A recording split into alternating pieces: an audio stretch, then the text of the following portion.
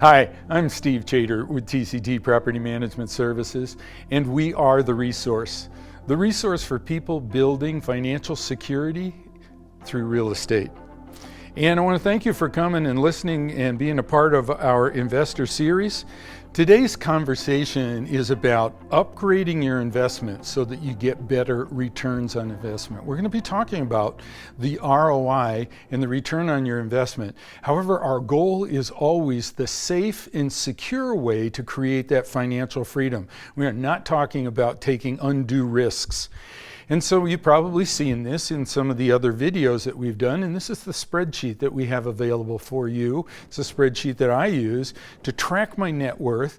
And so you can see over on the left-hand side of the screen, the stuff that's in yellow. This is what you own. These are the assets that you have. And on the right-hand side of the screen, this is what you owe. These are the liabilities, the money that you owe to somebody else. And so when you're figuring out what your net worth is, you subtract what you owe from what you own, and you wind up down at the bottom there with the net, which in this case here is a little over $1 million. So as we look at this and we look and we say, okay, what's the return on investment that I'm getting from my current investments? One of the questions that we ask is, could I do better? Or could I do something different? Or how do I accelerate the growth of my net worth and my investments? And so as we've talked about in other videos, there are 5 advantages to real estate. 5 advantages. Number 1, you get appreciation, property goes up in value. Number 2, you get cash flow. It could be positive or negative, but we always recommend having a positive cash flow. You can use leverage, which means you can get a mortgage. You don't have to pay $300,000 for a house out of your own pocket. You can put up a down payment, use other people's money in order to acquire a $300,000 asset. Equity buildup. Your tenant pays off your mortgage for you, and because the tenant's paying down that mortgage for you, your equity is growing. And then of course, Uncle Sam gives most of the tax advantages to people that own real estate.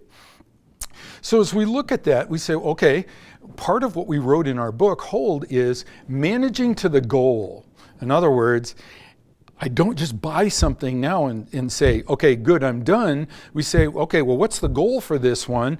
So, and a quick story for me, I bought a property that I looked at, and the day that I bought it, I knew that that property was going to pay for my son's college education.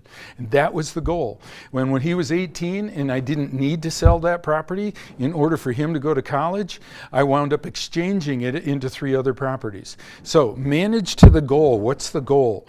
All right. Well, what's the goal here? It's cash flow, number 1. It's net worth, growing the net worth. And number 3, it's freedom from a job, financial freedom from a job. So those are our goals. And how do we accelerate the accumulation so we get to the goal faster? Well, the return on investment makes a huge difference. So let's just pretend that you've got $15,000 and we're going to invest that $15,000 for 15 years. And the first thing we'll look at is, well, what if we put it in the bank and we got 2% interest on it? Which if you could get 2% at a bank right now, good for you. I don't think they're paying that high, but let's say, and after 15 years, your $50,000 would now be worth $67,000. Well, what if I get 8%, like I could probably get in the stock market if I stay safe with the stocks in the stock market? Well, now my $50,000 is worth more than 3 times as much. It's 1.6, or it's $160,000 almost. What about 15%? Because we can get 15% pretty much all day long in real estate. It's historical. Well, now my 50,000 grew to 400. Well, what about 20%? What about 25%? I'm over $1 million. My 50,000 grows to over $1 million. The return on investment, the ROI, makes such a huge difference. It's why we pay attention to it. It's why we're looking at it. So we had a client that had an older property. This is a picture of it. And in 2014, he sold that property for $220,000. The reason he sold the property was because there was better investment opportunities and he had lots of equity in it. But he didn't just sell it. He did a 1031 tax-deferred exchange. And because he used the tax-deferred exchange, he acquired 2 newer rentals. The first one up on the top is in Gilbert, and it was practically brand new. Beautiful home. The other one was in Chandler, and he's a fix-up guy. And he wanted a project. And so, but in both of these areas, he had a better chance for appreciation. He had lower vacancy factor because that's where people wanted to live. The rents were higher. The lower interest rate that he got gave him a 13% return on investment. Well, that's what we projected in 2014. Who knew the property was going to go up in value almost 10% per year every year since? So he's done way better than the 13 that we projected. The cash flow increased, the appreciation, like I said, and so he could have flipped this other property on the bottom of the page, and because when he fixed it up, he increased the property value, but he wound up getting higher rents, and so he accelerated his wealth accumulation by not having just one property, but having 2 properties that are doing it. Now, don't you all know that this is exactly how you play Monopoly? That you acquire one house and then another house and then another house. Why do you do that? Because you get to the point where you can get a hotel and you can win the game faster if you acquire more properties by increasing the cash flow. Now, what are some of the strategies to do this? Well, number 1, refinance your property to get lower payments, right? That's number 1. Number 2, you could take your positive cash flow that you have and accelerate the loan payoff. In other words, take the tenant's money that they're paying you and give it to the mortgage company so that you get out of debt more quickly. Number 3, you could purchase another property, free and clear. And actually, you could partner with your self-directed IRA so that you could come up with some money, your IRA could come, and you can own that property together. We'll talk more about that strategy in a different video.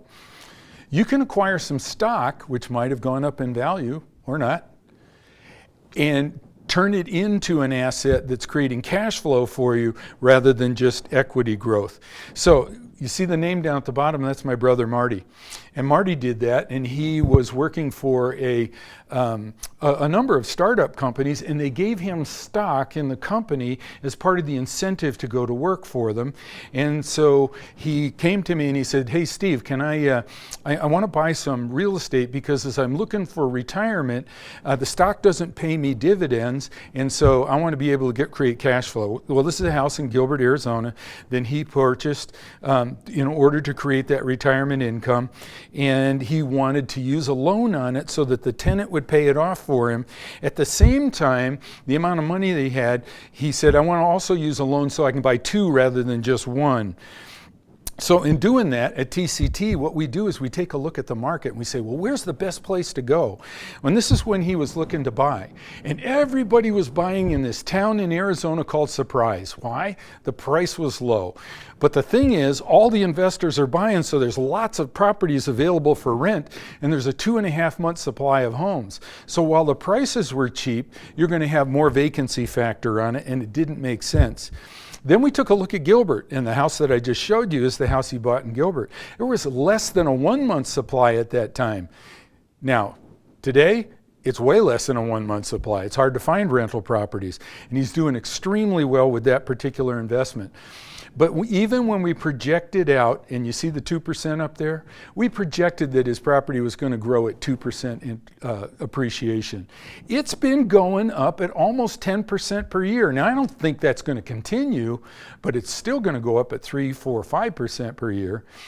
And just with a very conservative projection where he put 50% down on that property, because remember, he wanted cash flow, he was making 14.5% projected. He's done way better than that at that point.